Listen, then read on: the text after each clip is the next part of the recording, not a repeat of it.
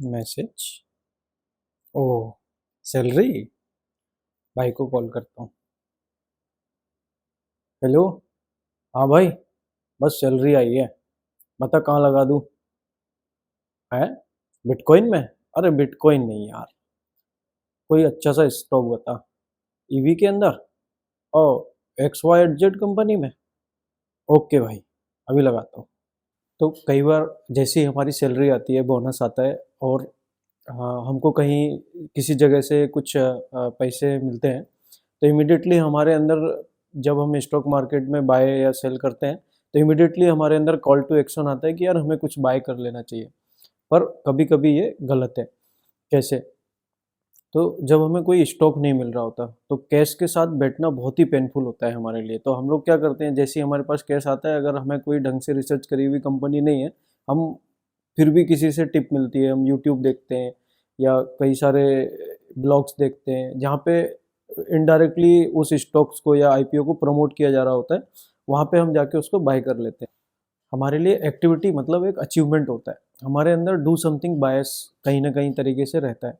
तो जब हम कुछ नहीं करते तो हमें लगता है कि कहीं फियर ऑफ मिसिंग आउट हमारे अंदर आने लगता है।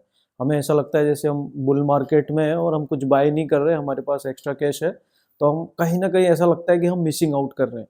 तो इसके कारण भी हम लोग किसी न किसी एक्शन में आ जाते हैं और किसी रॉन्ग स्टॉक के अंदर में जाके परचेस कर लेते हैं। चार्ली मंगर ने एक बहुत ही अच्छा क्योट कहा है इसके बारे में, it take character to sit there with all the cash and do nothing. तो अगर हम ऐसे कैश हमारे पास आया और हम कुछ परचेस कर लेते हैं, तो इसका मतलब ये नहीं हुआ कि हम जिस टारगेट पे पहुंचना चाहते थे और इमिडिएटली हमने वो बाय कर लिया तो उस टारगेट पे पहुंच जाएंगे। तो कैश के साथ कुछ नहीं करना एक बहुत बड़ा पेनफुल टास्क है। तो हमें जब कैश हमारे पास है तो क्या करना चाहिए? तो इसका सिंपल सा आंसर है एक्यूमुलेट। हमें हमेशा जो है, जब अगर हमारे पास कोई बाइंग अपॉर्चुनिटी नहीं है, और कई बार ऐसा होता है कि हम किसी स्टॉक से ऐसा रिलेटेड हो चुके रहते हैं, हमें उसके ग्राफ डाउन आ गया होता है, या एक बुल मार्केट में अगर वो जा रहा होता है तो यूँ लगता है कि वो ऊपर ही जाएगा और हम लोग उसमें पैनिक बाय कर लेते हैं। तो जब सिचुएशन हमें दिख रहा है कि मार्केट एक्सपेंसिव है और सब जगह बुल रैली चल रही है, तो उस टाइम पे एक स्क्वायरल केस जो कि हमारे खराब टाइम में काम आएगा, वो हमें एक्यूमुलेट जरूर करना चाहिए। एक अपॉर्चुनिटी कई बार ये भी आती है कि अगर मैं स्टॉक में उस पैसे को इन्वेस्ट कर सकता हूँ, कर देता हूँ, तो 11 to 12% रिटर्न मुझे मिलेगा। अगर मैं उसी कैश को अपने पास रखता हूँ तो मेरे को 3-4% रिटर्न मिलेगा। तो कई बार जब आप बुल मार्केट में होते हैं तो आप एक्सपेंसिव स्टॉक्स खरीद रहे होते हैं। तो एक्सपेंसिव में जब आपने खरीदा है तो ज़रूरी नहीं है कि आपका वो मार्केट में अपर वैल्यू ही जाएगा। लेकिन कई बार मार्केट हमें एक ऐसी अपॉर्चुनिटी देता है जिसमें कि स्टॉक अपना फेयर वैल्यू से बहुत ही कम वैल्यू में हमें मिल रहा होता है, और उस टाइम पर हमारे पास कैश नहीं रहेगा तो हम उस चीज़ को बाय नहीं कर सकते। एक आर्गुमेंट ये भी होती है कि यार जो अच्छे स्टॉक्स होते हैं वो कभी भी डाउन नहीं आते, है ना? लेकिन दूसरा चीज़ ये है कि वो हमेशा अप जाते हैं, पर रेयरली, और हमेशा एक रेगुलर नॉट रेगुलर पीरियड, पर कभी ना कभी वो नीचे ज़रूर आते हैं। जैसे कि मान लो कि पास्ट में जो अभी रशिया यूक्रेन वार हुआ था, तो उस टाइम पर मार्केट डाउन आया था। उससे पहले कोरोना हुआ था।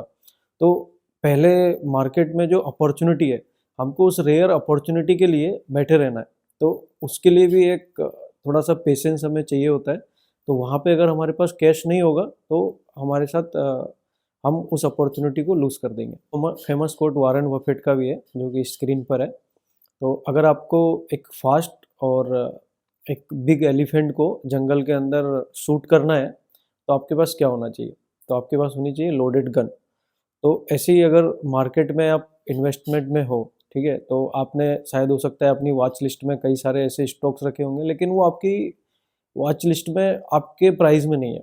तो आपको अगर उसको शूट करना है तो वहाँ पे आपके पास लोडेड गन होना ज़रूरी है, और यहाँ पे हमारी लोडेड गन अकाउंट है हमारा, और जहाँ पे हमारे पास कैश होना बहुत ज़रूरी है।